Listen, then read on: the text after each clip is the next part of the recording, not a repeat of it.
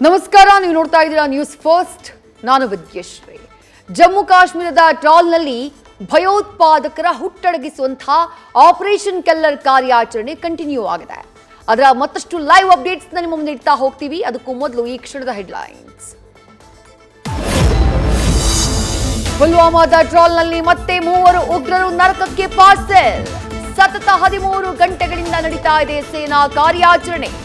Pahalgam ನರಹಂತಕರಿಗೆ ನೆರವಾದ Jaish A ಮೊಹಮ್ಮದ್ನ 3 ಉಗ್ರರು ಮಟ್ಯಾಶ್.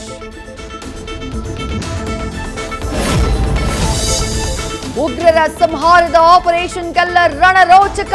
ಸೇನೆಯ drone ಕ್ಯಾಮೆರಾದಲ್ಲಿ ಉಗ್ರರ ಚಲನವಲನ ಪತ್ತೆ. ಮನೆಯಲ್ಲಿ ಅಡಗಿದ್ದ ಉಗ್ರರ ದೃಶ್ಯ ನ್ಯೂಸ್ ಫಸ್ಟ್ಗೆ ಲಭ್ಯ.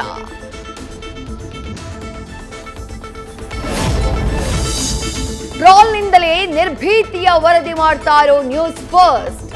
ಲೈವ್ ವರದಿ ಮಾಡ್ತಾ ಇರುವಾಗಲೇ ಕೇಳಿಸ್ತಾ ಇರೋ ಗುಂಡಿನ ಸದ್ದು. ವರದಿಗಾರ ಜಗದೀಶ್ ಖಾಶಂಪುರ್, ಕ್ಯಾಮರಾಮನ್ ಅಶೋಕ್ರಿಂದ ಡೇರಿಂಗ್ ವರದಿ.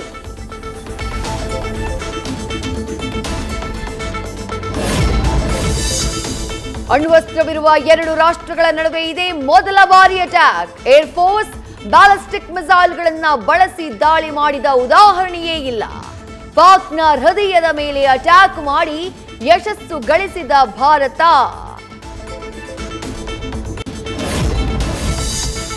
ಪಾಕಿಸ್ತಾನದ ಸೈನ್ಯವನ್ನ ಬೆನ್ನಟ್ಟಿ ಭೇಟಿಯಾಡ್ತಾ ಇರೋ ಬಲೂಚ್ ಆರ್ಮಿ.